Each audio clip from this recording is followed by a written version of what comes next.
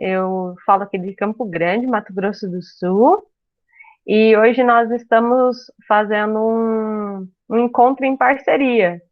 É o núcleo de São Paulo e o núcleo aqui do Mato Grosso do Sul que está nascendo, né? E eu gostaria de apresentar a vocês duas pessoas que vão estar aí colaborando com a gente, compartilhando um pouquinho das experiências delas com a aprendizagem criativa, né? Então, Gi, dá um oizinho assim pro pessoal, rapidão. Oi, gente, tudo bem? Muito feliz de estar aqui, mesmo que virtualmente, no Mato Grosso do Sul. Neide, dá um joinha aí para o pessoal.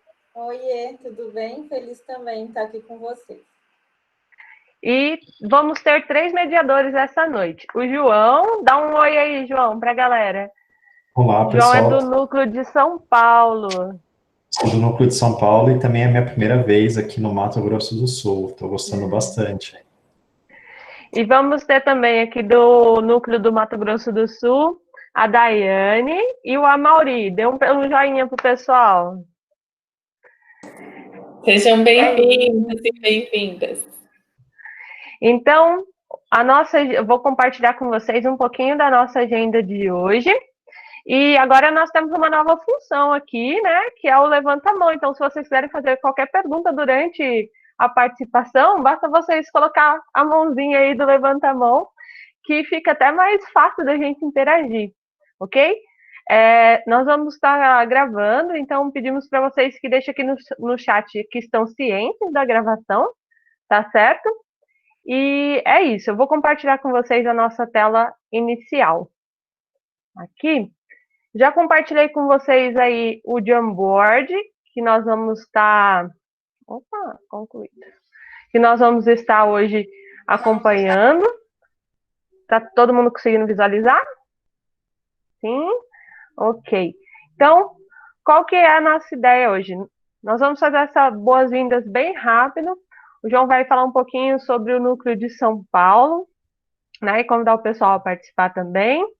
E aí nós vamos dar a palavra para a Gislaine, começar com um relato de experiência dela. No máximo aí 15 minutinhos, dela compartilhando com vocês. E a Neide, também fazendo o relato dela, compartilhando um pouco dela da experiência que ela tem tido na sala de aula. E então nós vamos ter alguns minutos de reflexão e debate, né, sobre o que a gente considera aprendizagem criativa, como que a gente pode reconstruir. E durante esses momentos vocês podem participar tanto pelo chat aqui, ou também levantando a mão, a gente dá uma paradinha aí e começa, tá? Gislaine e Neide, eu vou deixar bem aberto para vocês. Se vocês preferirem que o pessoal faça pergunta depois ou durante, tá? Fica a critério de vocês. A gente gosta de dar essa abertura para quem vai se pronunciar na noite. E vamos ver rapidinho aqui quem são os nossos participantes de hoje. Então,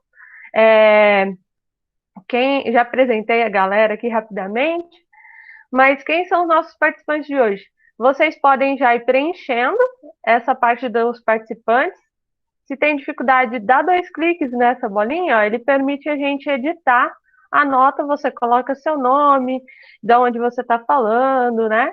E para a gente saber aí, poder te informar dos nossos próximos encontros, tá certo? E é isso, pessoal. Fiquem bem à vontade, tá? Colocar aqui, ó, tem um pessoal do Rio Grande do Sul, a Fabi. Fabi faz parte da articulação pedagógica da Rede Brasileira de Aprendizagem Criativa. Quer dar um oi assim, Fabi, para o pessoal? Ver você? Oi, pessoal, boa noite, bem-vindos. Obrigada também, que é a minha primeira vez aqui. Valeu, Bem-vinda, Fabi. E vocês ficam à vontade, tá bem, pessoal? Deixa eu mudar aqui. Então, Gi, tá com você a palavra. Fica à vontade para começar a compartilhar com a gente. Pessoal, mandem suas dúvidas, perguntas, tá? Nós vamos adicionando aqui os mediadores, o que vocês colocarem lá no nosso Jamboard também. Ok? É isso. Gi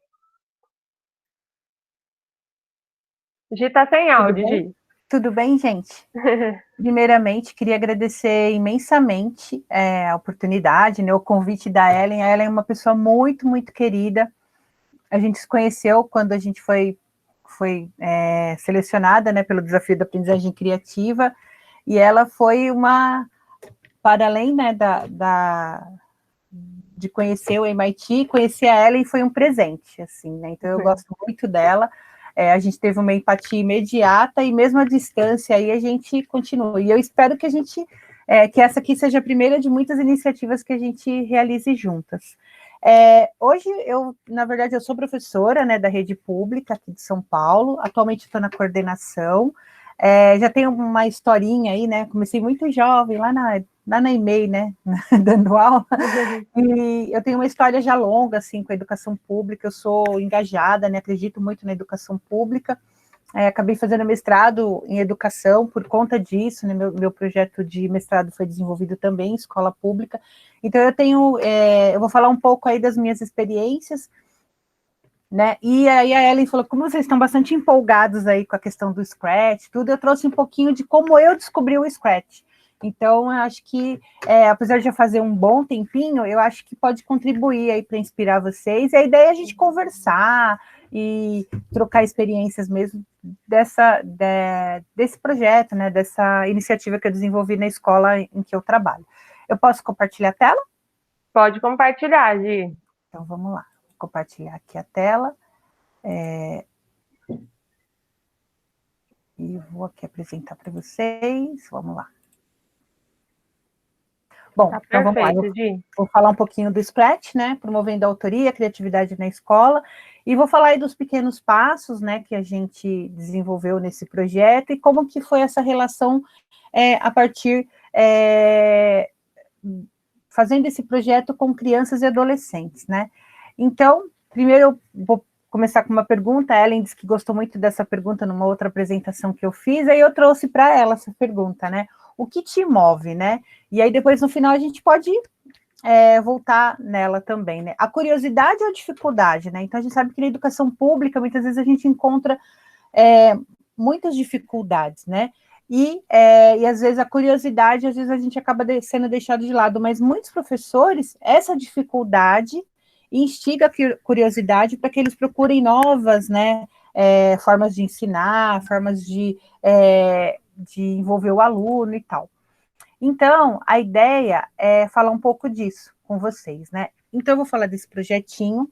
Então, em 2011, eu trabalhava na escola onde eu atuo até hoje, no laboratório de informática. Aqui em São Paulo, todas as escolas têm um laboratório de informática, né? E na época, ou agora chama LED, né? Laboratório de Experimentações Digitais, é uma coisa assim. E em 2011, era um lugar chamado Laboratório de Informática, e a gente era os professores de informática. Já estava um pouquinho obsoleto naquela época esse título, mas era assim que a gente trabalhava. Os alunos iam à escola, tinham uma aula de informática por semana, ainda é assim, né? E dentro dessas aulas, que a gente chama áreas integradoras, existem um projeto chamado Aluno Monitor, onde os alunos vão no contraturno para fazer um projeto da escola e apoiar também as aulas. Nesse caso, em 2011, 2010, assim, começou o boom do Facebook. Então, muitos desses alunos que antes eram super aplicados, tal, eles começaram a ir para o laboratório para jogar aqueles joguinhos que tinham no Facebook, né, Fazendinha, tal, e isso começou a me preocupar, né, porque eram bons alunos, eu achei que eu estava perdendo esses alunos para os jogos, né.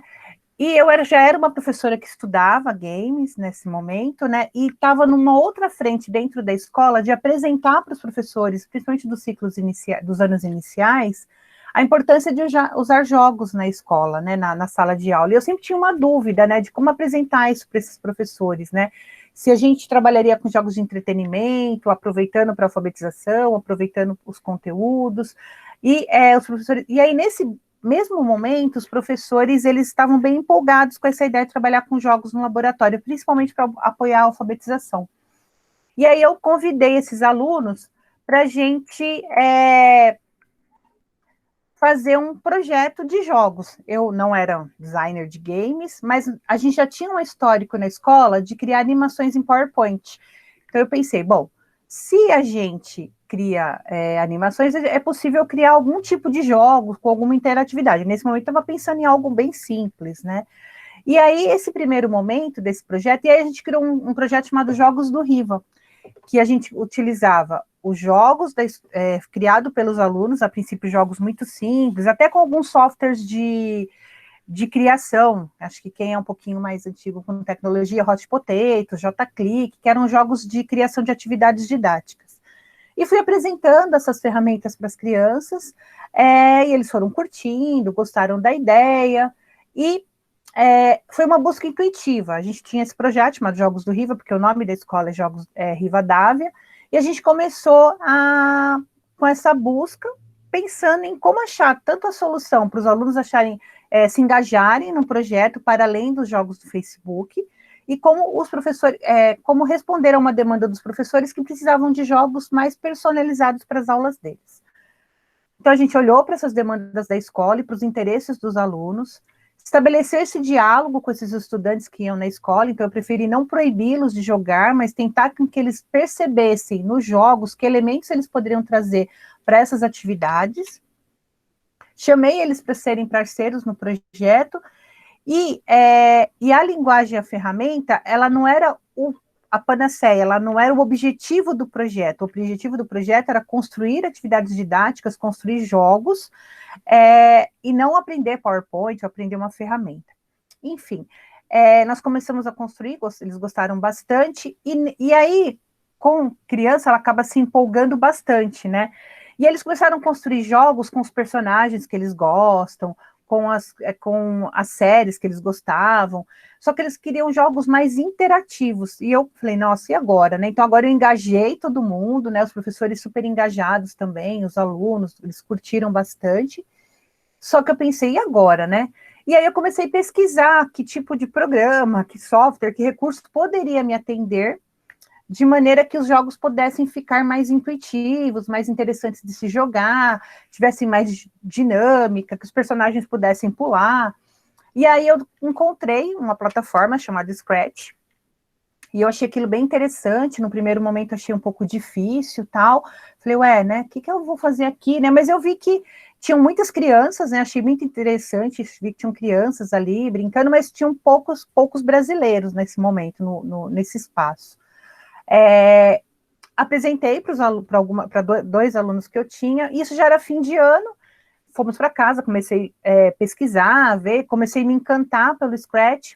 Quando a gente voltou, essas 2 alunas, elas estavam super empolgadas, já tinham feito amizade com o pessoal da Espanha, do Japão, vieram com várias ideias, e aí a gente começou a publicar, fazer esses jogos, criamos uma página dos Jogos do Riva lá no Scratch, começamos a criar, e aí eu fui entendendo a dimensão que era trabalhar com linguagem de programação com alunos, porque num primeiro momento eu não vi o Scratch como uma linguagem de programação, era um recurso que eu tinha achado interessante e que respondia a uma demanda que eu tinha dentro da escola. Quando eles perceberam que no Scratch era possível publicar os jogos, publicar as atividades, eles ficaram muito empolgados e perguntaram para mim se eles não poderiam criar um site com os jogos da escola, e foi aí que surgiu esse projeto Jogos do Riva. A gente começou a criar jogos e colocar no site, só que eu tinha uma preocupação, que era a seguinte, eles gostavam de criar jogos muito difíceis, e eles achavam que quanto mais difícil, mais interessante. Eu falei, mas olha, isso, né, acaba não sendo muito interessante para quem joga, né? E aí, eu falei, bom, vamos criar uma curadoria, já que a gente vai ter um site, nós vamos criar uma curadoria. E nós pedimos para os próprios alunos da escola serem os curadores dos jogos. Então, os alunos que jogavam, eles recebiam esse formulário e começavam perguntavam, a gente colocou algumas atividades aqui, e eles falavam sobre esse jogo e eles sugeriam melhorias, né, para o que estava sendo jogado, o que ele mais gostou, o que não gostou, né? Eu achei que no primeiro... Opa, vocês não estão vendo, né? Não estava compartilhando a tela aqui, ó. Era um formulário que nós fizemos com alguns dos jogos, tiveram várias versões desse formulário, então toda vez que a gente passava uma rodada de jogos novos, a gente pedia para os alunos voluntariamente responder. No primeiro momento, eu até achei que eles não iam se interessar, mas quando eles viram que, respondendo ao formulário, o jogo era melhorado, tinha um feedback disso, isso engajou bastante esses outros alunos que não gostavam. E aí era um questionário muito simples, e a partir disso a gente fazia uma curadoria dos jogos que iriam para o site, os jogos que não iam, o que eles gostavam mais, que tipo de demanda eles gostavam de jogos, na verdade, eu achava isso bem interessante. Esse projeto engajou muito a escola, está aqui a resposta, né? Ele engajou bastante a escola, principalmente os alunos, tanto do projeto como dos anos iniciais, e por conta desse projeto acabei depois recebendo um prêmio da Microsoft e tal, por conta desse engajamento. Mas o que eu queria mesmo focar aqui no que vocês estão falando, né? Essa questão da gente começar pequeno, né? Então, assim, eu não pensava em criar um projeto que fosse para um site, nem nada disso. A ideia era responder uma demanda da escola, trabalhar com esses alunos que eram um grupo, acho que de 15 a 20 alunos, não perdê-los, né, por atividades que não fossem pertinentes, né, ou que não poderiam ser usadas na escola, e então essa era a minha preocupação, e isso foi ganhando um corpo, né, e foi engajando outras pessoas, e foi inspirando outras pessoas a continuarem nesse projeto. Aí eu comecei a entender um pouco o que era o Scratch, comecei a me informar, tal, e em 2013, a gente fez nosso primeiro Scratch Day. E aí, por que eu trouxe essa imagem do Scratch Day? Então, a gente ouve falar muito do Scratch Day, a gente acha que às vezes a gente só pode participar de um Scratch Day, é um evento onde a gente celebra o Scratch todo ano, normalmente ele acontece em maio, e em vários lugares do mundo a gente celebra o Scratch. E aí eu quis participar de alguma forma também, eu era pequeno, o Scratch nesse momento ainda não era tão divulgado aqui no Brasil, né, já tinham bastante iniciativas, mas ainda a gente não tinha uma rede que trabalhava, né, com o Scratch, e eu decidi fazer, né, o Scratch, e chamei, né, os meus alunos e os alunos de um projeto que tem próximo da escola, a gente certificou os alunos, foi bem interessante também, e eu trouxe essa foto para dizer que não importa o tamanho da sua festa, nem o tamanho do seu bolo, o importante é celebrar o Scratch. No ano seguinte, a gente recebeu alguns alunos de uma universidade, de uma amiga minha do Rio, que ela veio conhecer a escola, aproveitamos também e fizemos Scratch Day com eles. Então, a gente sempre aproveitava uma maneira de ir divulgando. Essa iniciativa acabou, a prefeitura, né, onde eu trabalho, que é a Prefeitura de São Paulo, ela acabou conhecendo esse projeto, acabou, por conta dessa repercussão, ela acabou instalando, né, nas escolas, né, o Scratch, que ainda na época tinha uma versão offline, simplesinha, fácil de instalar, e ela foi tentando instalar isso como uma política pública. Depois eu fui trabalhar na secretaria e fiz um Scratch Day com 20 escolas, né, na época. Hoje a gente sabe que isso é bastante, né, na época não tinha essa dimensão, e foi muito legal, assim, foi uma experiência riquíssima para mim, né, tentar engajar foi também por voluntariado, né, a gente convidou os professores a participarem, não foi uma coisa imposta, a gente chamou via redes sociais mesmo, né, tal, e teve um engajamento bem legal dos professores, vários projetos, a gente conseguiu começar a criar uma rede de professores dentro da rede municipal que trabalhavam com Scratch, então isso foi bem legal, porque inspirou, né, foi um projeto que inspirou outras pessoas. Aí, hoje eu tenho uma comunidade, né, que eu criei nessa época que eu trabalhei na secretaria, chamado Scratch Aprendizagem Criativa, quem quiser participar. A gente divulga algumas coisas, tanto da Rede Brasileira de Aprendizagem Criativa, como do Scratch, e é sempre focada em projetos feitos em escola ou por crianças. Então, assim, às vezes a gente inibe qualquer tipo de propaganda, né, porque o foco mesmo é essa construção da criança ou do professor. E hoje a gente tem aí, né, quando a gente começou a trabalhar com Scratch, a gente tinha um projetinho que era para trabalhar na formação de professores, a gente tinha um projetinho que era para trabalhar com desafios. Então, a gente oferecia para os professores um projeto semi-acabado, ou com uma proposta para ser finalizada, e convidava os professores a terminarem esse desafio. Vou estar carregando aqui. Hoje, para quem trabalha com Scratch, né, para quem quer trabalhar, a gente já tem os cards do Scratch, né, tem no próprio site do Scratch, você tem vários cards com quais vocês podem trabalhar. Depois, se alguém quiser fazer pergunta, eu até falo um pouquinho mais sobre isso. Então, aqui era um desafio bem bobinho, né? A ideia aqui era perguntar, só usando as setas do teclado, deixa eu mostrar para vocês, usando as setas do teclado, como o personagem pegaria o pombo. E a ideia era apresentar isso para as crianças e as crianças criarem desafios parecidos com esse.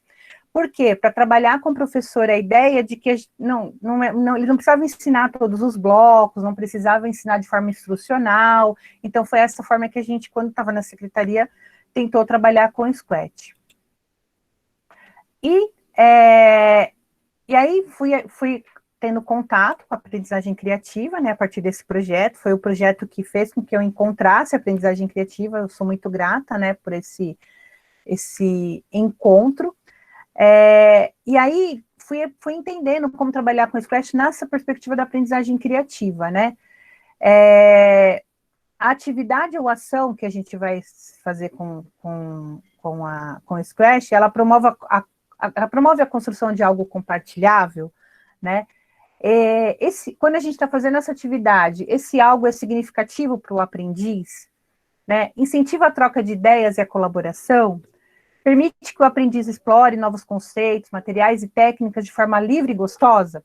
Então, eram algumas perguntas que a gente ia trabalhando com os professores, e sempre que eu podia falar do Scratch, e em vez de falar assim, olha, não faça isso, ou faça de outra forma, a gente sempre perguntava isso.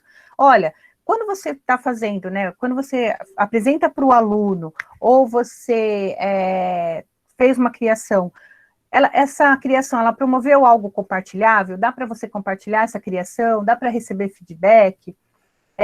Isso que foi criado, né, ou isso que você está apresentando para ele, é significativo para o aluno? Incentiva a troca de ideias entre eles? Né, permite que o aprendiz explore novos conceitos, materiais e técnicas de forma livre e gostosa? Então, eram algumas perguntinhas que a gente fazia para os professores para ir superando essa ideia de trabalhar ele de forma mais instrucional, só pedindo, porque quando a gente... Eu vou só parar de compartilhar um pouquinho, já estou indo para o final, para a gente não falar muito. Quando a gente começou, por conta desse projeto, o que aconteceu na secretaria onde eu trabalho? Eles instalaram o Scratch em todas as máquinas. E aí os professores viram aquele gatinho, mas não entenderam muito bem qual o significado do gatinho. E aí que os professores começaram a fazer? Dar aulas de Scratch. Né? Na época ainda também estava começando a ser divulgado. Então, quando eu fui convidada para ir para a secretaria, a gente teve que superar essa primeira forma, esse primeiro contato que eles tiveram, porque se estava lá, tinha que ser usado, mas era só uma ferramenta. Então, teve todo um trabalho. Por isso que a gente... E aí, ao invés de dizer, você está trabalhando certo, trabalhando errado, porque nem existe isso, tudo é aprendizado, né? Tudo está dentro do contexto do erro. A gente fazia essas perguntinhas de forma muito tranquila. Mas o aluno compartilhou, quantas produções tem? Tem produções diferentes? Tem produções iguais? Então, a gente ia fazendo essa brincadeira com os professores. E aí, deixa eu só ir finalizando, senão eu já estou falando demais.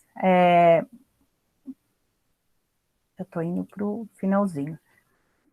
E aí, o que eu aprendi, né, entre todos esses percursos aí, né, como professora, depois, agora eu voltei para a coordenação. Então, assim, e é legal passar por essas diferentes funções, porque você vai entendendo as dificuldades das pessoas, você vai aprimorando um pouco a questão da empatia, vai entendendo a dificuldade do outro, né. E aí, o que eu aprendi nesse tempo de vivências e experimentações e aprendizados, né? Aprende-se muito com o aluno, quando ele é parceiro do projeto. Então, até hoje, é muito difícil para mim trabalhar sem essa questão do perguntar para o aluno, perguntar a opinião dele, saber como interagir com ele. A autoria e o protagonismo se dá na interação, no respeito à fala e ideias, né? Então, promover a autoria se dá exatamente nessa interação de perguntar para o aluno o que ele gosta, como é que ele gostaria de fazer determinadas atividades, não ter medo do inusitado, de não ter as respostas. Então, no começo, eu tinha um certo controle sobre o projeto, mas quando eles começaram a produzir e realmente se aprofundar no Scratch, era um 15 cabecinhas e uma professora. Então, claro, eles foram tendo muito mais ideias sobre tudo aquilo que estava acontecendo, sobre os projetos. Então, nesse momento, eu falei, bom, né, o importante é que eles estão produzindo, eu não preciso ter o controle de tudo. Sensação de estranhamento, que pode ser traduzida por uma curiosidade investigativa. Então, foi o que eu falei para vocês, a gente falou, nossa, será que eu estou fazendo a coisa certa? Será que isso está certo que eu estou fazendo? Será que eu estou no caminho certo? Né? E aí a gente vai transformando isso numa curiosidade, vai buscando respostas para aquilo e vai tentando descobrir. Empatia, alteridade e resiliência, então entender que cada um tem o seu jeito de aprender, o seu tempo de aprender, resiliência para ir e voltar no processo, às vezes não dá certo, às vezes dá super certo. De 10 jogos que a gente fazia, que nós fazíamos, nem todos tinham o impacto que a gente esperava, então tudo bem também, trabalhar isso com as crianças também era interessante, por isso que a gente fez o formulário. A relação se estabelece pelo exemplo, inspiração e negociação de acordos. Então, uma coisa que a gente usava muito para avaliar a participação deles eram as rubricas, avaliação formativa. E o professor é um perguntador, media processos. Então, dá muito certo quando a gente pergunta para o aluno o que ele está fazendo. Olha, o que você está fazendo? Nossa, mas eu não estou entendendo, me explica melhor. Né? Quando você mostra que talvez você não é esse detentor do conhecimento, muitas vezes eu fazia isso de uma maneira intencional mesmo, né? No sentido de dizer assim, olha, poxa, me explica melhor esse processo, por que você usou esse caminho para fazer essa criação no Scratch? Isso, o aluno, ele se empolga bastante, ele fala, nossa, peraí, né, o professor está querendo entender o que eu estou fazendo, acho que ele não sabe isso ainda, né? Então, claro que isso é algo muito delicado, a gente faz com muita parcimônia, mas é interessante você mostrar um interesse e que o aluno se sinta empoderado desse conhecimento. O processo como experiência e aprendizado. E o produto é resultado de uma construção coletiva e colaborativa. Então, a gente sempre focou, e isso também eu tive que trabalhar bastante com as professoras, no processo. Né? Então, às vezes, elas chegavam e falavam, mas nossa, esse jogo está tão fininho, ai não. Mas vamos ver quanto que o aluno produziu aqui, o que tem aqui de... O que tem de esforço aqui, né? Então, trabalhar essa questão do processo, que o processo é muito importante. E aí, quando eu fui para a aprendizagem criativa e vi que isso estava escrito, que isso era algo que já estava estabelecido numa abordagem que é tão importante, eu fiquei tão feliz que eu falei, poxa, né? O processo, ele é muito mais importante que o produto. Principalmente quando a gente está falando de aprendizado, porque o erro, ele tem um outro papel. Claro que a gente vai ensinar sempre as crianças a trabalhar com design, com a melhoria de ideias, mas focar nesse processo, nas conquistas do processo, é sempre muito importante. E é isso, né? Então, eu coloco sempre essa frase, né? Sendo assim, as revoluções não concernem a pequenas questões, mas nasce de pequenas questões e põe em jogo grandes questões, né? Então, assim, de pequenos passos, a gente vai tendo grandes conquistas, né? E a ideia aqui de apresentar para vocês foi exatamente isso, né? De que quem quiser começar a trabalhar com Scratch, começar a desenvolver atividade com os alunos, comece pelo pequeno, comece aprendendo, comece errando, se joga e não tenha medo de estar fazendo certo, fazendo errado, né? Valorize essa produção dos alunos. É isso. Desculpa, eu falei bastante. Obrigada, Gi. Que coisa gostosa, né? A gente compartilhar um pouquinho de como é esse processo, de uma visão da Gi em uma das atividades que ela faz. A Gi faz várias atividades com gamificação também. Hoje ela compartilhou um pouquinho de como surgiu, né, a aprendizagem criativa na vida dela. Quem mais tem alguma pergunta? Eu vi aqui o Emerson, ele perguntou assim, boa noite. E ele perguntou se o seu material vai estar disponibilizado para nós depois, para ele consultar. Sim, depois eu deixo os links. O site dos jogos, ele está ativo ainda, mas por conta do tempinho, ele já não é um projeto novo, os jogos já foram, assim, nem todos estão funcionando, mas ele está lá, e tem também o link para a pagininha do projeto lá no Scratch também. É que esses jovens, hoje já são jovens, né, essas crianças, né? E aí o projeto, ele continuou na escola, e as outras professoras se apropriaram dele, e elas foram dando outras carinhas, né? Então elas continuam desenvolvendo jogos com Scratch e tal, mas ele tem outras caras, mas o que ficou mesmo do projeto foi essa questão da autoria. Então tudo que é desenvolvido nesse laboratório sempre enfatiza a autoria, mas as professoras ficam livres para trabalhar com o recurso que elas acham mais interessante. E eu disponibilizo sim. Aí também aproveita para convidar o pessoal que não conhece o grupo do Facebook do Scratch, que tem acesso sim. a essas questões também, né, Gi? Isso. Aí você está sempre lá, antenada para ajudar a colaborar. Por conta das propagandas, só uma coisinha, por conta das propagandas, às vezes a gente, se você tem uma produção de aluno, manda uma mensagenzinha, porque a gente enfatiza exatamente essas. Como tem a gente recebe muita propaganda, então a gente acaba, às vezes, demora um pouquinho para a postagem aparecer. Mas são essas postagens mais palpáveis, do dia a dia da escola, que a gente gosta de publicar lá. Ó, tem uma pergunta aqui bem legal, da Carline. Ela perguntou assim, você tem algum jogo para trabalhar a cooperação com os jovens? Que tenha sido feito? Na verdade, assim, desde essa época dos Jogos do Rio, e agora que eu faço projetos de gamificação, a linha de gamificação que eu trabalho é sempre essa, de que até pode parecer que no meio da atividade está sendo uma concorrência, mas no final a mensagem é sempre essa, de que você tem que estar unido ali com os parceiros para poder vencer uma tarefa, um desafio, uma missão. Aí depois, se ele quiser, eu até disponibilizo lá o da Escola de Aventureiros, a Terra de Aventura, que são jogos que trabalham com a cooperação. Esses que tem no site, que vocês vão ver com o Scratch, eles eram mais voltados mesmo para atividades didáticas, dos anos iniciais, mas vale a pena dar uma passadinha lá para se inspirar. Tá certo. A Erlinda, ela quer falar. Erlinda? Oi.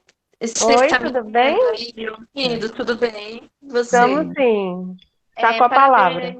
Parabenizando aí a Daiane, você, né, a organização desse evento e também da professora aí falando para nós. Eu agradeço muito a professora Gislaine, adorei ouvi-la. E como eu oriento alunos que trabalham jogos, então eu gostaria de saber, professora Gislaine, qual é o referencial que você usa? Eu estava coordenando outro grupo de pesquisa e acabou, daí eu entrei aqui, então eu tive que perder um pouquinho, e aí agora eu peguei já caminhando a coisa. Aí eu queria saber que referencial você usa, o que você recomenda para trabalhar jogos com adolescentes, assim, né, de ensino fundamental. Eu comecei usando muito Mark Prinsky, né, que falava sobre os nativos digitais, algumas coisas que ele escreveu depois disso. Depois eu usei até uns que tem aqui, deixa eu ver, posso até pegar, o Henry Jenkins, o Steve Johnson também, que eles falam muito sobre a questão da cultura da convergência e tal. E aí, nesse percurso aí que eu acabei fazendo, eu encontrei uma pesquisadora com quem eu me identifico muito, e hoje a gente até faz muitas coisas juntas, que é a Paula Carolei. E ela tem desenvolvido ela pesquisa, inclusive ela sempre fala, né, que ela é a referência e eu sou o exemplo, né, então a gente brinca muito com isso, né, por conta da gente ter se encontrado aí, então eu uso muitos textos dela e muitos textos das referências dela, então eu uso muito, o meu começo foi sempre trabalhando com isso, e agora os textos da aprendizagem criativa. Hoje em dia, o que eu tenho pesquisado bastante, me distanciei um pouquinho do jogo em si, do game, da criação de games, e eu tenho tentado pesquisar a convergência que tem a gamificação com a aprendizagem criativa. Então, a linha que eu acredito da gamificação é aquela onde também tem essa participação do aluno, onde tem espaço para exploração livre. Então, é nessa linha que eu estou trabalhando, mas os meus teóricos iniciais foram esses. Gratidão. Johnson já tinha lido alguma coisa, mas eu vou procurar os demais. Tá bom. Gratidão, professora. Daiane, você tem alguma pergunta aí do pessoal que você pegou?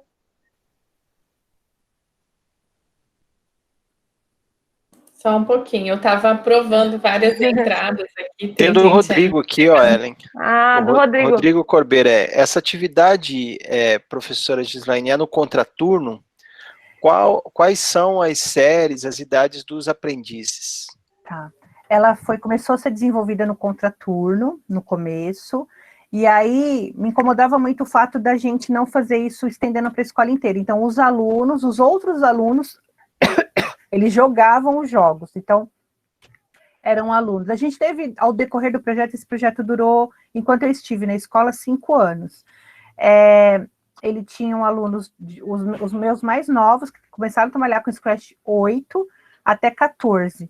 e depois a gente teve 2 alunos que eram jovens aprendizes que tinham 16. Agora, os que jogavam, né, os que participavam dessa curadoria, eles tinham de 7 a 11 anos, que a gente trabalhou mais com os alunos do ciclo 1. E os que faziam eram alunos, crianças e pré-adolescentes. E o que mais? Perguntou se era no contraturno. A criação dos jogos, sim, ela era no contraturno. Mas depois eu desenvolvi alguns projetos com alunos do 9º ano. A gente fez algumas animações, tudo. Quando eu me senti mais segura, que eu gosto sempre de falar isso, né? A gente apresenta, dá a impressão que deu tudo certo, né? Mas tem os percalços também que a gente passa, né? Então, a primeira vez que eu apresentei o Scratch para os alunos, eu comecei pedindo para eles, isso em salas de 30 alunos, né? Estava muito empolgada com o projeto, estava dando super certo. Decidi apresentar para as turmas de 9º ano. Aí eu falei, olha, então a gente vai desenvolver um projeto falando sobre o mundo que a gente quer, a cidade que a gente quer. Inclusive, era uma proposta que vinha da secretaria. Aí aquilo não rolava, aquilo não caminhava, eles olhavam para aquilo, eu falei, gente, mas por que eu fiz de errado, né? Porque uma turma gostou tanto, né, que era essa turma do projeto, e a outra, ai, caramba, não sei. E aí fiquei ali, né? Aí um dia a menina olhou para mim e falou, professora, eu posso fazer uma dança de rua? Aí eu já estava assim, sabe, gente, já desistindo. Falei, isso não vai rolar, não vai dar certo. Eu gosto sempre de contar isso, porque dá a impressão que deu tudo certo, né? Aí eu falei, pode fazer uma dança de rua. Eu falei, aí eu tive a ideia, sou professora de geografia, eu falei, que tal a gente pegar umas imagens do Google e vocês fazerem a dança de rua onde vocês querem, aqui no bairro? Porque isso também é cidade, né? Comecei a falar, professora, pode fazer isso? Eu falei, pode, né? Não tem problema nenhum. Mas eu não sei quando você já falou assim, bom, deixa eu finalizar isso, que não vai dar mais certo. Gente, aquilo viralizou, era um tal de dança de rua, era dança de não sei do que, era criação de palco. Enfim, é a aprendizagem criativa e significativa, né, professor? Significativa, então, assim, e aí depois, claro, aprendendo mais sobre aprendizagem criativa, eu vi que não é que eu comecei errado, eu não gosto de dizer que foi errado, mas assim, a maneira como olha só, apesar de eu estar super empolgada com o Scratch, tá fazendo um projeto que estava dando certo, a maneira como eu propus para os alunos regulares foi péssima, né? Olha, vamos fazer um projeto de melhoria da cidade, né?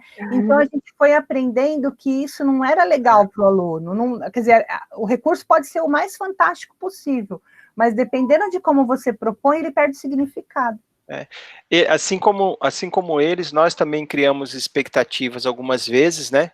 Sim. E depois nós acabamos percebendo que não é bem assim, que a gente vai ter... Mas é interessante, né? O formato, a forma como a interação é importante, né? A educação dialógica, né? E de você perceber, ter sensibilidade para perceber que o estudante deseja receber isso de alguma outra forma, né? E às vezes isso não é tão simples, né? É muito bacana. Em São Paulo, os professores de salas de tecnologia ainda atuam como professores de salas de tecnologia, porque no nosso estado, no caso, hoje a gente tem a figura do técnico, né? Como é que está sendo? É no estado ou só no município? São Paulo. Eu atuo no município, tá? A Cláudia aqui, que também é professora da rede municipal, também teve um projeto que foi lá também, foi do desafio. A gente ainda atua, né? A gente não, porque eu não estou mais, mas a Cláudia tá. A gente atua, existem os laboratórios, hoje eles são laboratórios de experimentação digital. A ideia é que eles sejam um pouco, que trabalhem com essa questão mais maker e tal. E existem ainda as 20 máquinas, tem escolas que já conseguiram mudar ele bastante, já dá uma outra, o laboratório da Cláudia mesmo é um laboratório maravilhoso, assim, bem maker, ele é super show. Tem aqueles que ainda são mais tradicionais, e esse professor ainda se mantém porque essa aula faz parte da grade, né? Então a gente acredita que por um bom tempo ainda a gente acredita que ele ainda permaneça sendo esse professor. O grande desafio porque muitas vezes as pessoas culpam esse professor de estar no laboratório, de que por ele existir a tecnologia não expande, mas é um grande equívoco, né? Na verdade, ainda ele faz essa tecnologia ser bastante integradora. Então, assim como teve esse projeto, meu projeto, tem vários projetos na rede, assim, que usa de games, que usa imprensa jovem, a Cláudia mesmo tem vários projetos, que fazem com que essa tecnologia vai permeando outras áreas. Vocês trabalham com colegas também ou só com estudantes? Formação de colegas também, ou especificamente com atividades em que reúne estudantes? Porque essa é uma questão que eu acho que tem relação com essa expansão, né? Às vezes não realizar apenas, porque tem muitos colegas, aqui no estado, por exemplo, uma realidade às vezes é exatamente a falta, talvez, de conhecimento das ferramentas, né? Assim, uma boa parte dos professores já teve algum contato, né? Mas quais são as possibilidades? Porque, por exemplo, o que você percebeu da dança e da forma como você poderia integrar com a geografia, que é a sua disciplina, é outra questão sensível, né, da situação. Você não deixa de amarrar, você acolhe a sugestão do aluno, mas você não deixa de amarrar com a sua responsabilidade de formação, né? Isso é muito legal, né? Você conseguir enxergar isso. Mas não é todo... E aí é que eu falo, a formação do professor para que ele consiga, né, ter essa... A ideia é que ela seja uma área integradora, né, que ela seja uma área que integre outras áreas do conhecimento. E para isso, esse professor de tecnologia ou do laboratório, o ideal é que ele fizesse essas parcerias não que tivesse uma formação, um momento de formação determinado, mas a ideia é que todos fossem se formando na prática ao integrar seus projetos. Então, essas professoras que foram parceiras no projeto desses jogos para alfabetização, fossem entendendo a importância dessa tecnologia, desse espaço do laboratório, né? Então, assim, a Cláudia, a gente não vê o laboratório como um templo sagrado, sabe? Assim, que só pode entrar o professor que sabe daquela área. Então, assim... Então, não é que esteja previsto na nossa função, assim, tipo, olha, você tem 2 horas de formação com o professor, mas a nossa postura deveria ser uma postura de um par avançado, mas que chama os seus colegas para integrar o conhecimento com a tecnologia. Então, o professor ideal de tecnologia lá na rede municipal deveria ter esse perfil, né? E os professores que têm esse perfil, eles acabam tendo muito sucesso, tanto em relação ao aprendizado, como em relação aos colegas. Não sei se a Cláudia quer falar um pouquinho, Cláudia, se tem tempo de falar também, né? Porque como é uma roda, se a Cláudia quer falar, fala, Cláudia. Você trabalha a partir de que idade? Vocês trabalham a partir de que idade? 6 anos. Pode falar, Cláudia, vai lá, fala lá.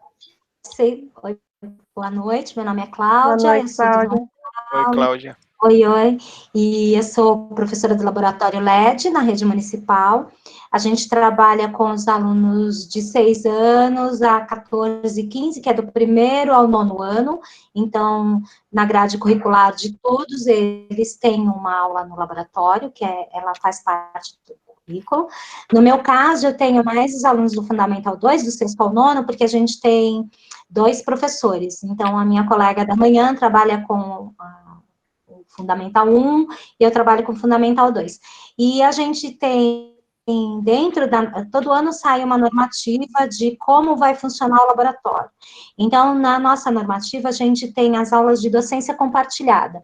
Então, além daquela aula que é da grade, que é a minha aula, que eu desenvolvo os meus projetos, eu tenho uma aula de docência compartilhada com algum professor de outra área que queira desenvolver um projeto comigo.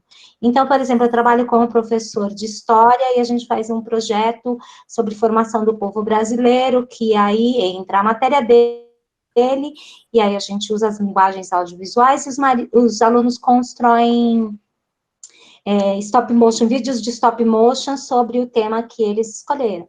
Aí eu trabalho com a professora de português, com os alunos de 9º ano. E agora, na pandemia, eu tenho trabalhado com todos os professores. Então, a gente vai permeando. O que acontece no laboratório é que tem que ser com o professor que queira, porque não adianta impor que se faça com todos os professores, porque aí eles mandam os alunos para o laboratório e não entram. Já tive esse tipo de experiência. Então, teve ano que era obrigatória aquela determinada disciplina, e aí o professor abria a porta, põe os alunos para dentro e saía. Então, a gente trabalha com professores afim. E aí, o nosso laboratório hoje tem todo tipo de ferramenta. A gente tem, além dos computadores, a gente tem furadeira, serra, chave de fenda, todo o material para trabalhar com maker.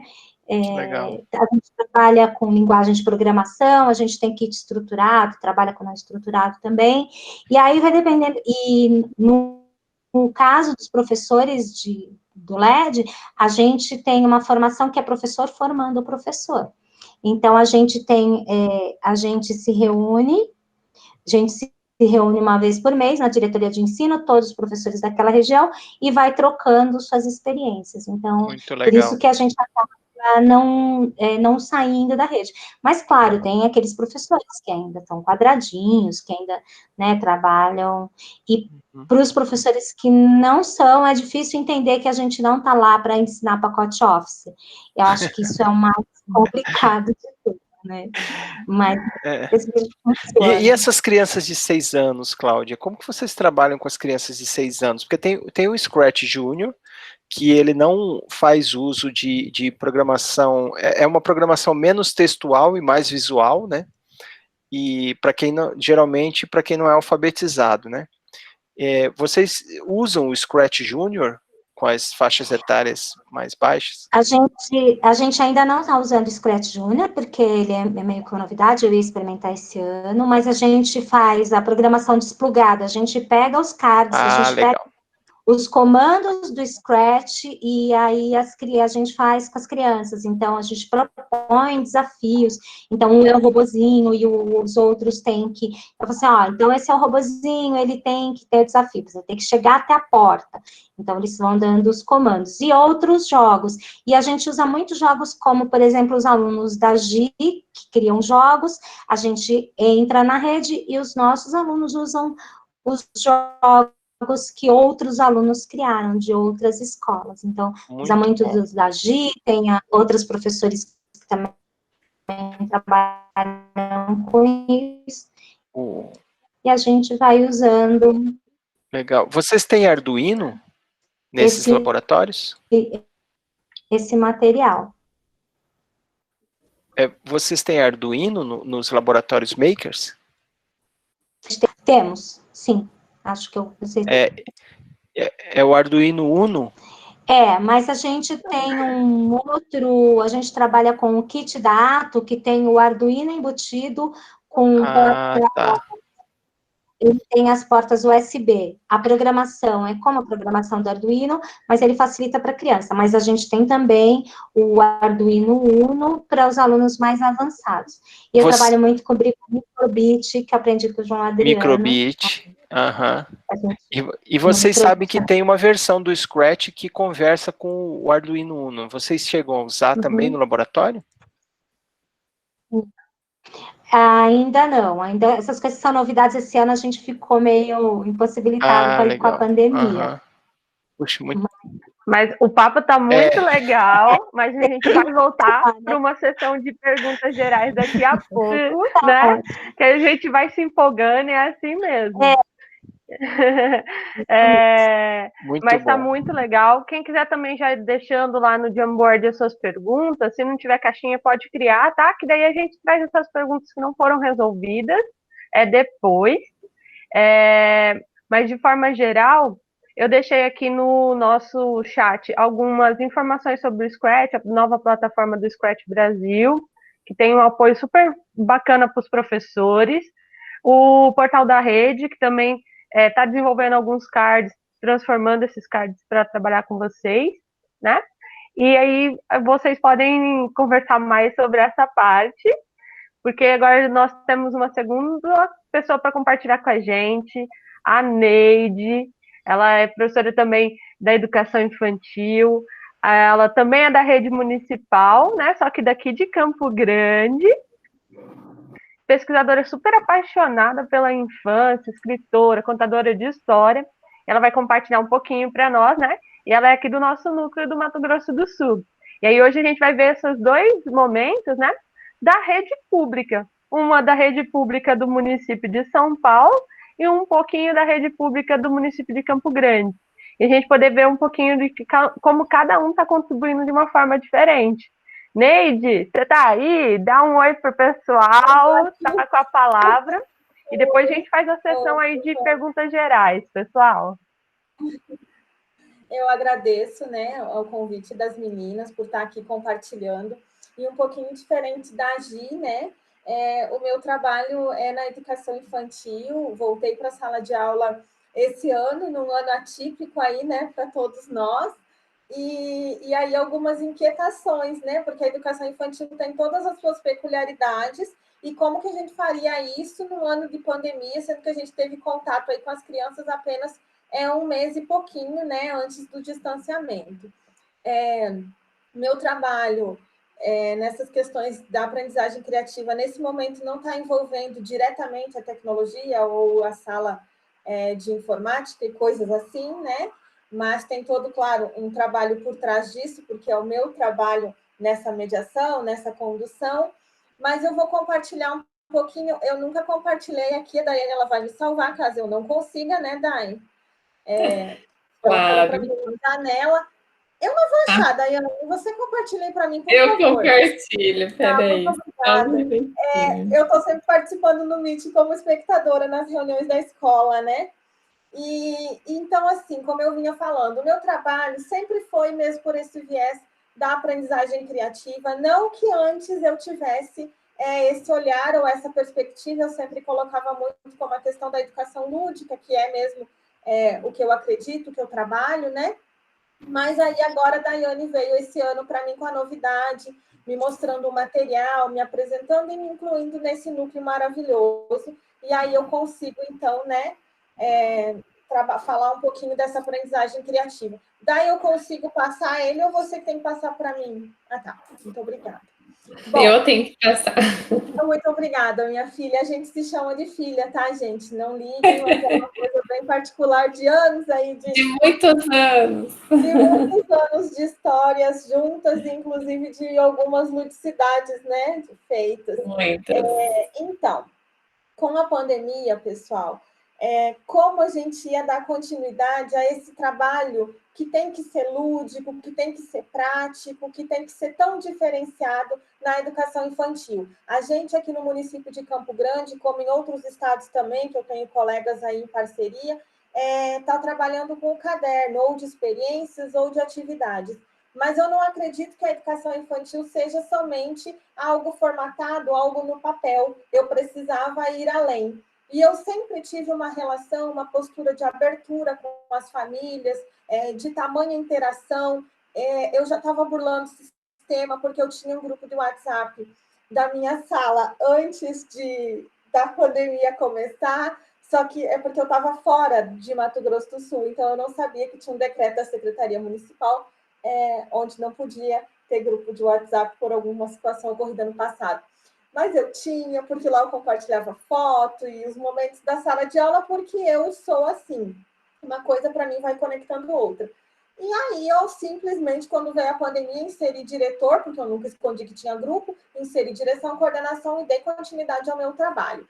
Mas como estava me incomodando, porque assim, eu sempre tive um diálogo aberto em sala com as crianças, elas sempre foram, para mim, realmente protagonistas de todas as ações. Então, assim, como que eu poderia envolver essas crianças, envolver essas famílias, fazer todo mundo pensar fora da caixa, exercitar a criatividade, experienciar coisas novas, aprender coisas novas e compartilhar num momento de pandemia em que eu não estava tendo esse contato físico, presencial, e onde o afeto, o vínculo é tão importante, né? Então, assim, isso me inquietava muito. Pode passar, Dai, fazendo favor. E aí eu pensei num projeto para a gente conversar, né, e ter mais essa aproximação. Então, assim, todas as propostas, pessoal, que eu fiz para o caderno, para todos os cadernos de atividades, são 9 no total. A gente tem 9 cadernos, é muito caderno para criança de educação infantil, né? Mas tudo bem, estamos sujeitos a um sistema, precisamos também desse caderno, temos famílias e famílias. E aí eu trouxe aqui nas imagens só um pouquinho das coisas que eu fiz nesse caso, para estimular as capacidades mentais e todas as potencialidades infantis. Então, sempre que a gente entregou um caderno, eles foram mensais na minha escola, eu entreguei algum kit com alguma coisa. Então, já foi prendedor, ali na primeira foto tem, né, kit com crachá, com tesoura, lápis de cor, giz de cera, porque como, pode passar, Dai, como que eu ia cobrar dessas famílias realizar atividades se eu não dava o suporte? Né? Eu trabalho na rede pública, eu conheço a realidade das famílias que estão inseridas nessa escola. Então, eu precisava subsidiar esse trabalho. E aí, essa questão do mão na massa, que para mim é muito presente, para mim é muito, muito forte assim, na minha prática. Então, eu sempre providenciei esses kits no início com giz de cera, lápis de cor, canetinha, todo o material que a Secretaria de Educação nos disponibiliza e que estavam lá na escola. Eles não são meus, eles são das crianças, né, das famílias. Então, eu comecei a organizar, dividir em 3 pequenos kits, né, dividir os materiais e fui entregando ao longo do processo. E, junto com isso, outros materiais. E aí, também, a questão do caderno extrapolar. Então, as experiências, atividades que ajudam a potencializar a descoberta do mundo por meio, né, dos sentidos. Isso é fundamental, é essencial na educação infantil. A gente não pode conceber a educação infantil sem isso, sem essas experiências, né? E aí, como que eu poderia garantir isso para as crianças? Então, pode passando, daí, receita, brincadeiras no parque, ao ar livre, massinha de modelar, tudo isso foi proposto, tudo isso foi feito. E como que eu sei que foi feito? Porque eu tenho os registros todos maravilhosos de todo esse processo e de toda essa parceria mesmo das famílias, né?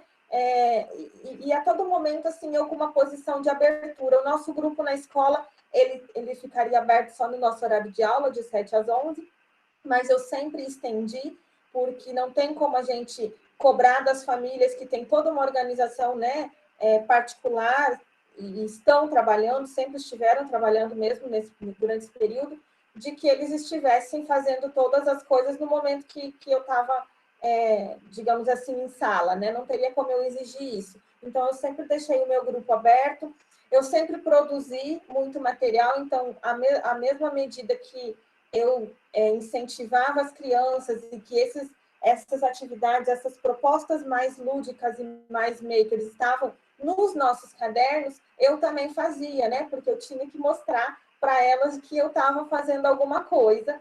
E aí, esses sorrisos, né? Essas carinhas, esses registros, eu acho que eles falam por si só, né? Eu sempre mostro, eu sempre apresento. A gente teve um momento de fantasia, e aí, mas eles não têm dinheiro para comprar fantasia, mas é um acessório ou outro que se transforma, então isso foi incentivado. Fazer algum material, algum brinquedo, eles fizeram bilboquê, fizeram peteca, fizeram esse que está na imagem, que é o camaleão do livro, sempre atrelado a alguma história, alguma poesia, alguma música, sempre atrelado ao que a gente estava trabalhando, mas não somente a questão de fazer letra, de fazer número, de contagem, ou, né, partes do corpo, mas sempre, claro, pensando nesses conteúdos que estão na nossa estrutura curricular, jamais fugindo deles, mas colocando uma pitada a mais, incrementando. Por quê? Porque a gente sabia também que essas famílias precisavam estar mais conectadas.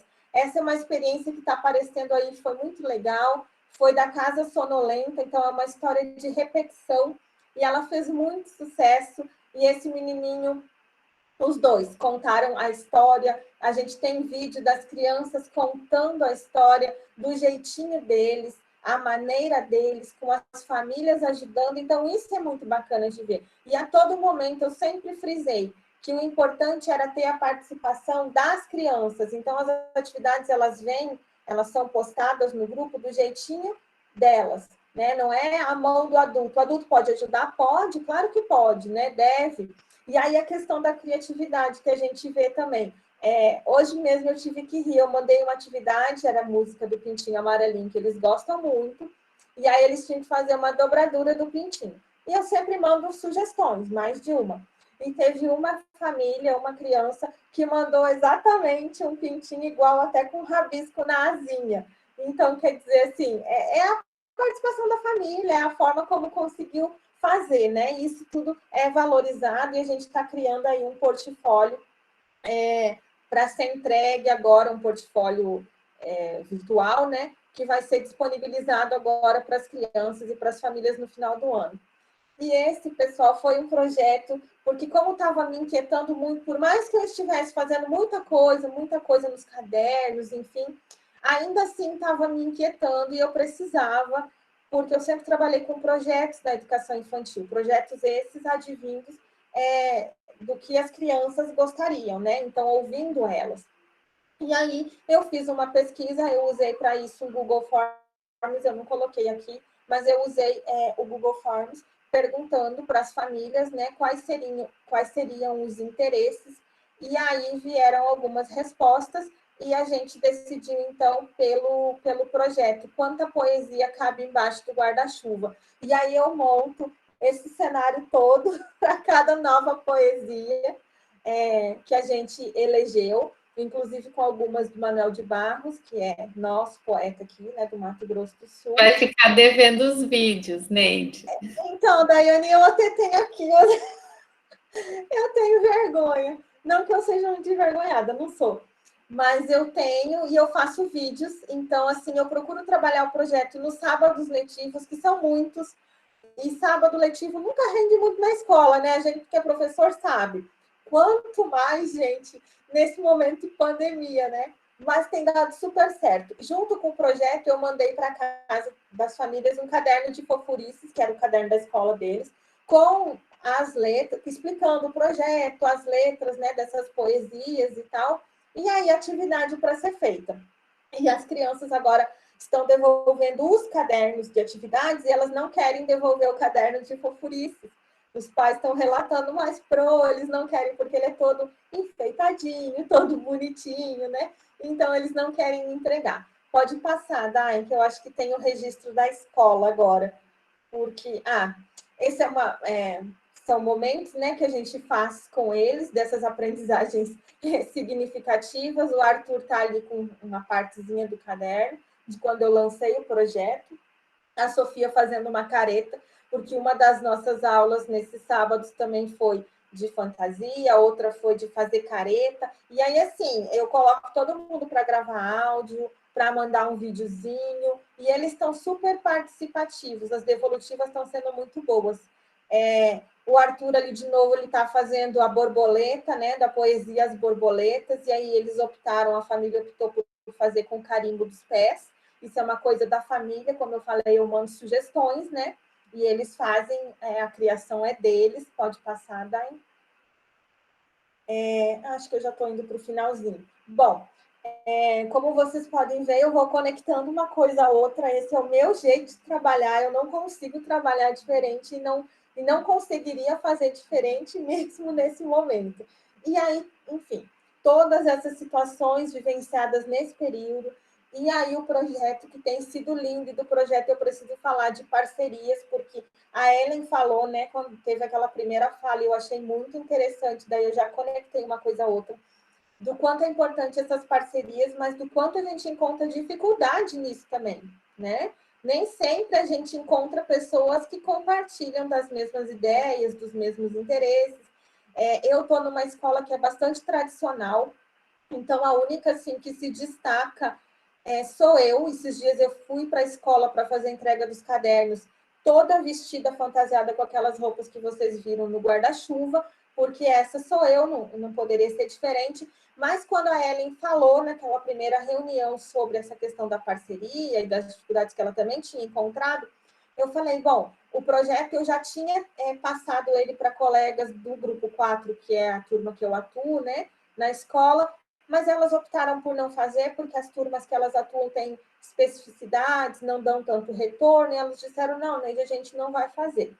Bom, eu sou a única que estou fazendo, mas não poderia ficar, né, nesse lugar tão pequeno, tão fechado, embora a gente comece sempre num lugar menor. Aí eu convidei uma ex-aluna, foi minha aluna da graduação, que é a Natane, está na reunião com certeza, né, Natane, se tiver, dá um oi, tá ali, estou vendo ela.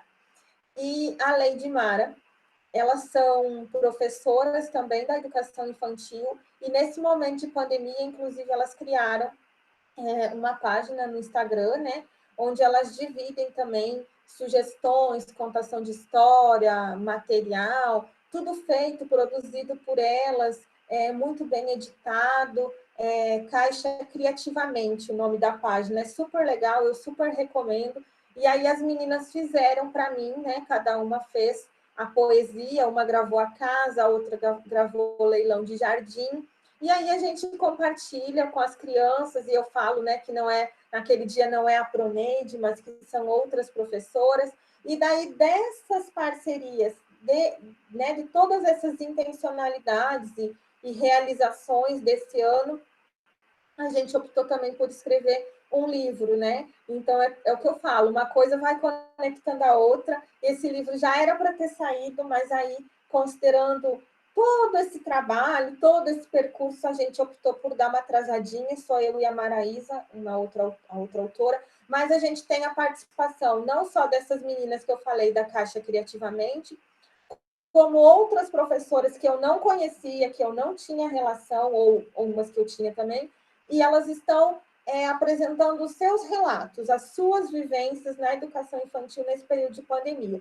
Então, a gente tem o pessoal de Santa Catarina, que fez relato, tem o pessoal de São Paulo, tem o pessoal do Rio Grande do Norte, e meninas aqui de Campo Grande. Então, isso é bacana, né? E aí o livro vai sair, um e-book vai sair agora comecinho de dezembro, e não bastasse isso, para fazer o fechamento do ano, a gente vai ter a mostra pedagógica na escola, e aí eu resolvi fazer um documentário com todos pedacinhos dessas falas, desses vídeos, de recadinhos, de desenhos que chegaram para mim na escola, e do momento que a gente teve, que foi esse momento de encontro na escola, com todas, né, as regras de segurança e todo o cuidado possível, mas as crianças precisavam abraçar, elas precisavam ver a escola, me ver e abraçar. Eu falei que a gente ia fazer o cumprimento de cotovelo, mas não teve jeito. Na hora eles chegaram assim, e eles respeitaram um momento do outro e tal, mas eles quiseram abraçar, e a gente abraçou todo mundo, e tem o registro, então vai sair aí um documentário também de todo esse processo. Bom, eu acho que o que eu tinha para falar era isso, né? Como vocês veem, as crianças, elas são protagonistas, porque é assim que tem que ser. O meu trabalho por meio dessa criatividade, dessa ludicidade, é o que me identifica, e não poderia ser diferente nesse momento. Acho que é isso, Dai. Que lindo, Neide. Maravilhosa. Neide, tem alguns comentários aqui que quero compartilhar com você. Ó, o João contando aqui, um privilégio, né?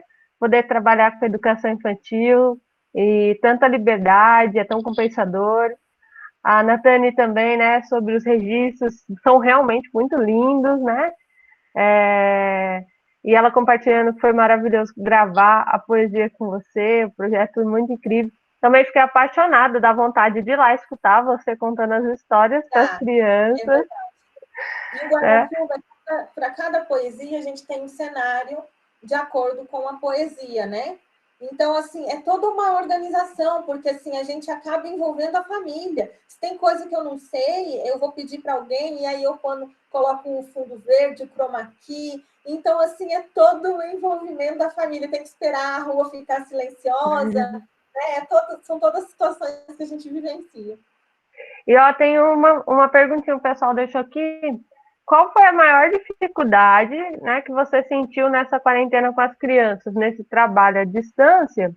E outra aqui, acho que ele quis dizer sobre a participação dos pais, né, dos responsáveis. Você sente que foi mais presente agora, né, hoje, ou antes da pandemia, né, nas suas atividades? Como que você consegue visualizar isso? Uhum. Se alguém tiver mais alguma pergunta, se quiser levantar a mãozinha aí também, ou colocar aqui no chat. Isso.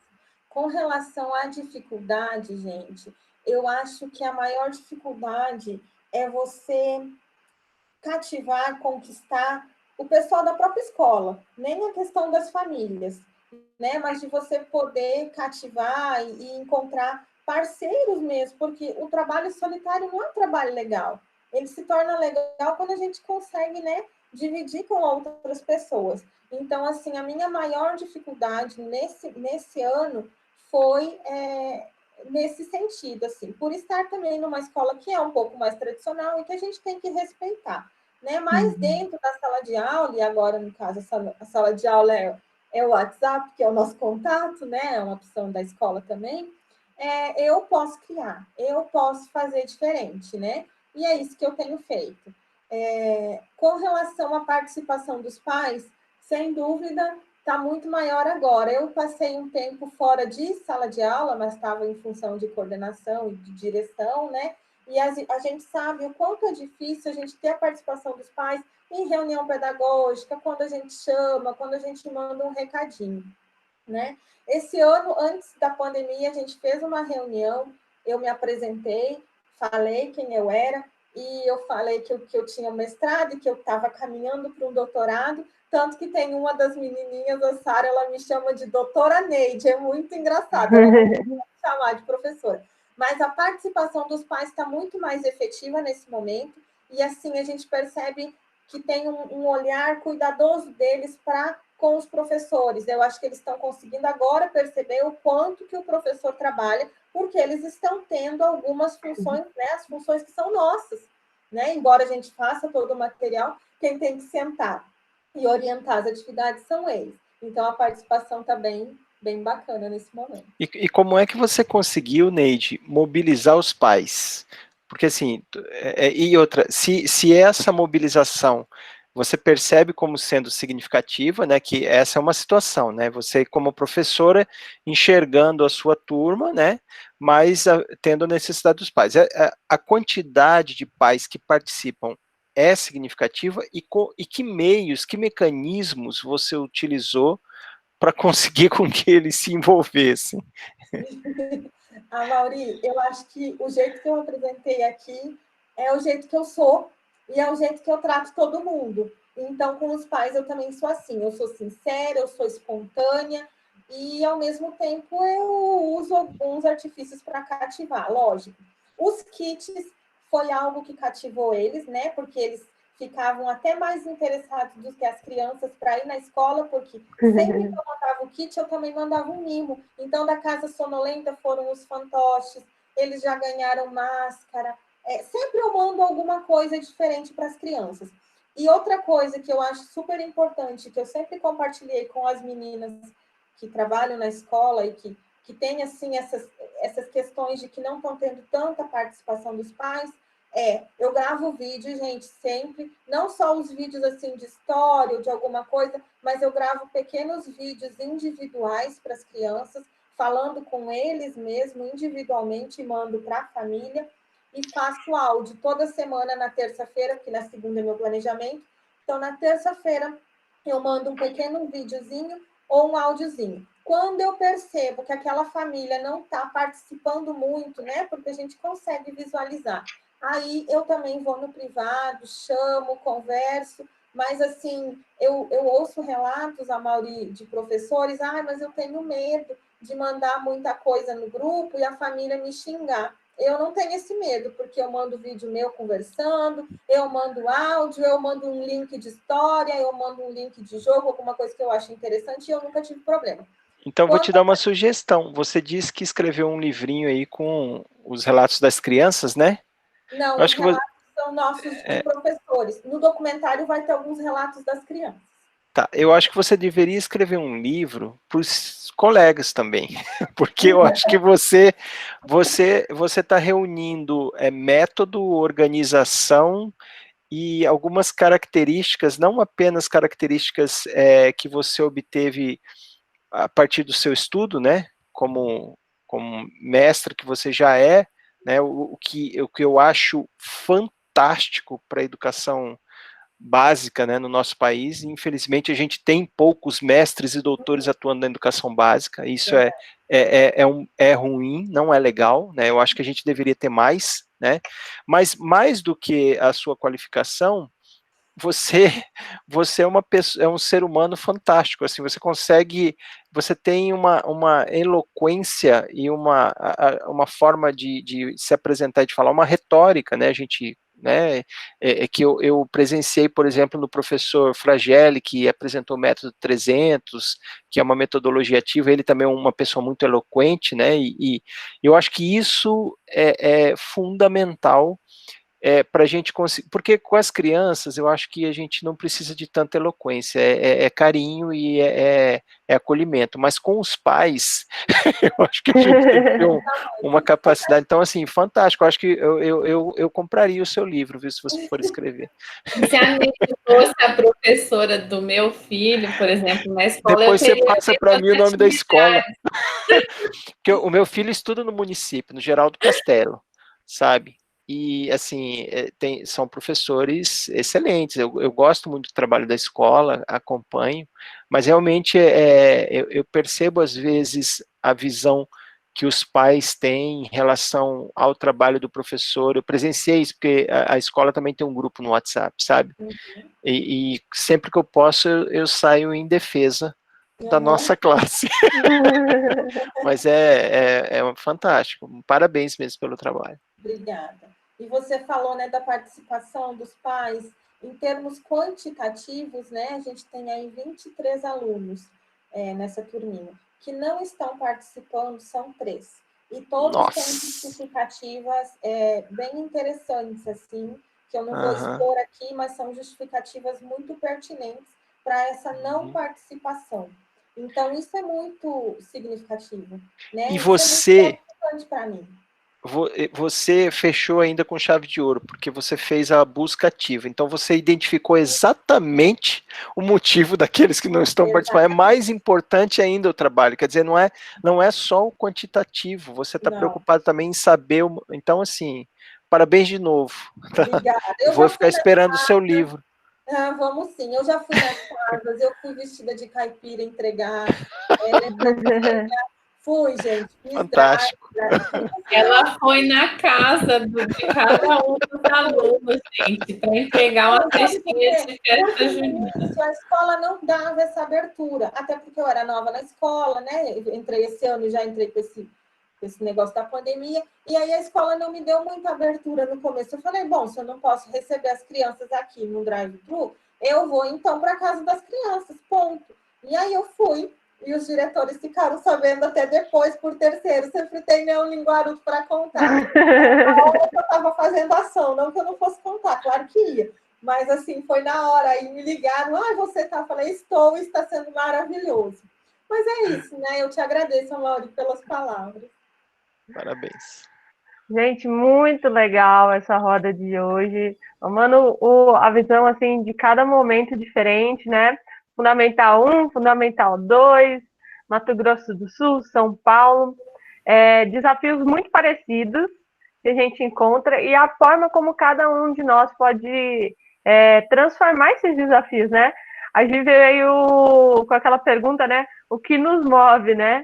É a dificuldade ou a curiosidade? E eu acho que um pouco dos dois ajuda a gente sempre a inovar. Eu tô amando muito isso. Acho que, não sei se a gente deixou alguma pergunta sem ser respondida. Estou aqui dando uma olhada geral, mas eu acho que todas as perguntas foram resolvidas, né?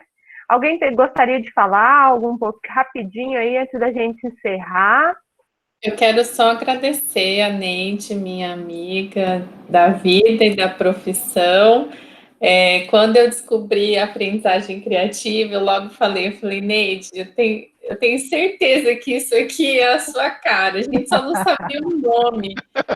E a gente começou a trocar umas figurinhas, eu falei, não, você tem que encampar junto com a gente esse desafio, né, de trazer essas partilhas, essas discussões, não só para a educação básica, mas para o ensino superior. Então, eu estou aqui na formação inicial de professores, ela está lá no chão da escola, a Mauri também está aqui, não diretamente na formação, mas trabalha também com formação de professores, e a gente precisa fazer esse trabalho conjunto, né, para E que sabe o cada que eu vez gostei mais... bastante hoje também, Daiane, complementando o que você está falando, a gente teve uma ação bastante pedagógica, né, assim, que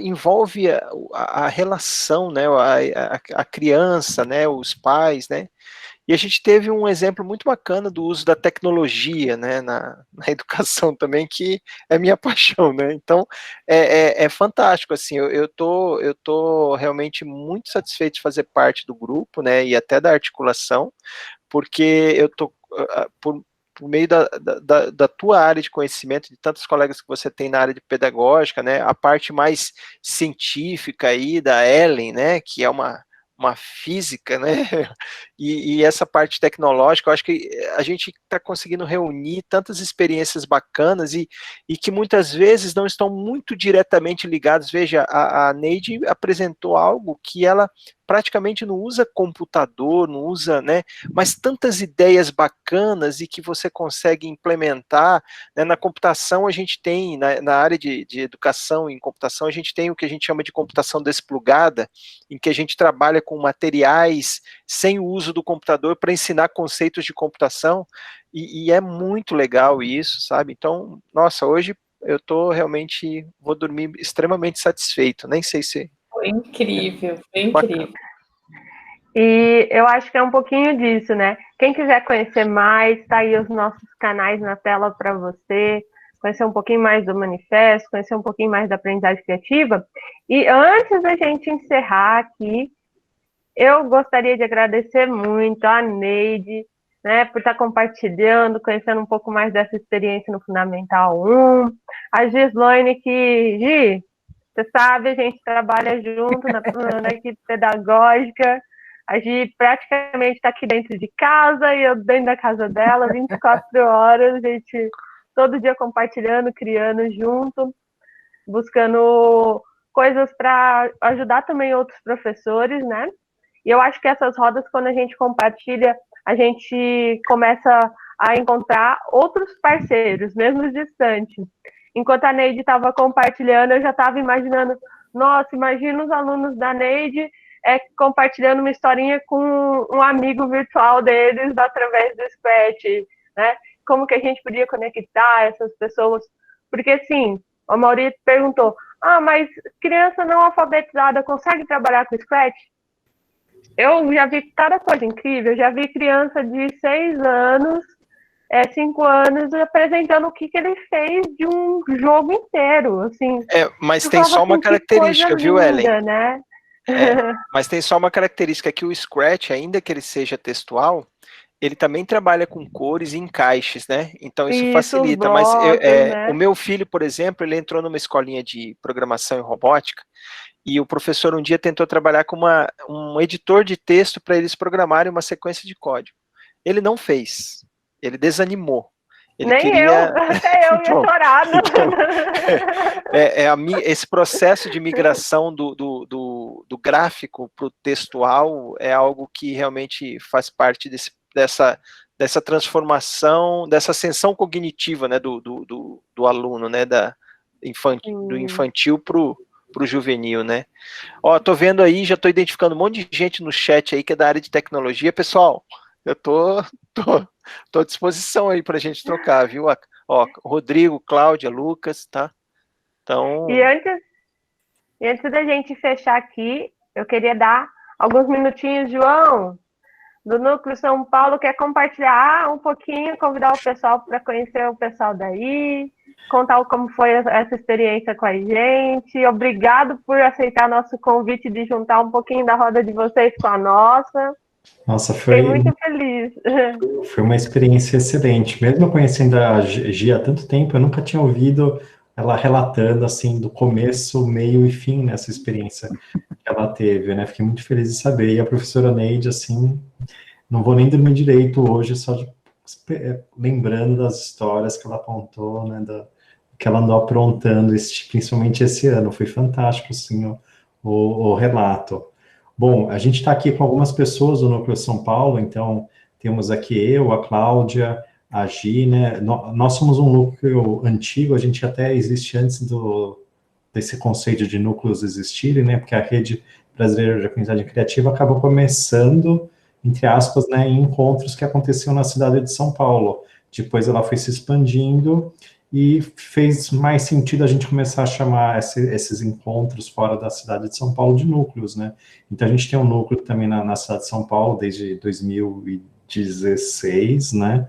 Que é praticamente quando começou os encontros presenciais aqui na cidade de São Paulo. A gente também promove encontros mensais, rodas, né, de troca de experiência, de relatos, né, de rodas criativas, e foi um prazer fazer esse encontro em conjunto com vocês aqui de Mato Grosso do Sul.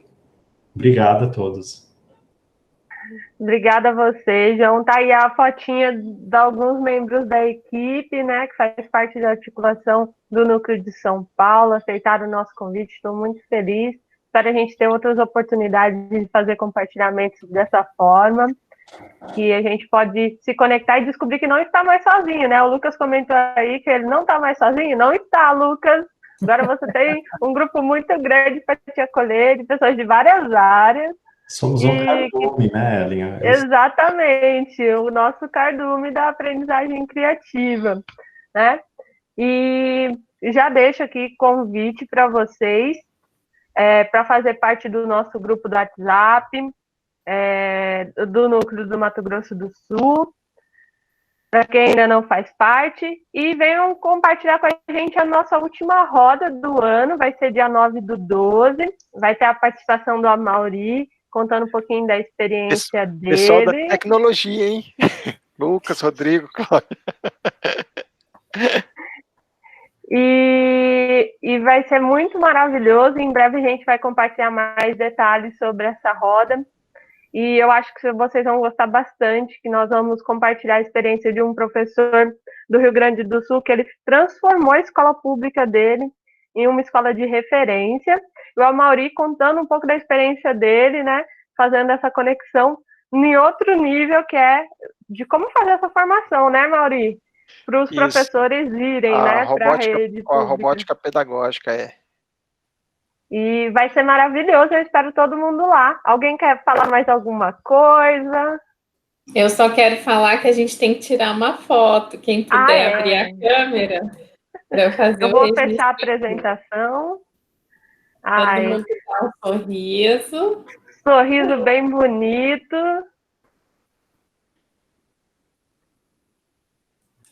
Eu peguei aqui um print. Vou tirar o outro para pegar todo mundo. E vamos fazer mais 1, 2, 3 e... Aê, foi? Peraí, Ellen, você ficou de olho fechado. De novo. Meu Deus, olha só. De novo, agora congela. Agora deu. Foi. Pessoal, muito, muito obrigado. E quem quiser compartilhar também nas próximas rodas do ano que vem, manda lá pra gente na hora de fazer a discussão, manda lá no grupo, eu quero compartilhar uma experiência, né? Ou a gente gostaria de abordar tal temática, que a gente vai começar a fazer uma lista aí sobre as temáticas que vocês querem que a gente traga para poder ir conversando mais sobre a aprendizagem criativa, os fundamentos, o que vocês querem compartilhar, e também fazer rodas bom na massa para a gente se divertir, mesmo à distância, né? E quem sabe em breve aí a gente poder se reunir pertinho, todo mundo. Ellen, antes de acabar, só fazer um convite rápido, deve sair em breve, principalmente talvez o pessoal aí que é da área mais tecnológica, a gente tem um mestrado profissional aqui na UFMS, e uma das linhas é Sistemas Computacionais Aplicados à Educação. E, inclusive, eu oriento nessa linha. E quem for da área de tecnologia e, de repente, tiver interesse em fazer um mestrado profissional, o edital deve abrir em breve, tá bom? Então, já fica aí um aviso. Um belo de um convite. Valeu. É isso, pessoal. Foi um prazer. Muito obrigada. Bye, bye. Foi lindo, gente. Obrigada, Gislaine. Obrigada, Neide. Parabéns, Obrigada. obrigado. Obrigada.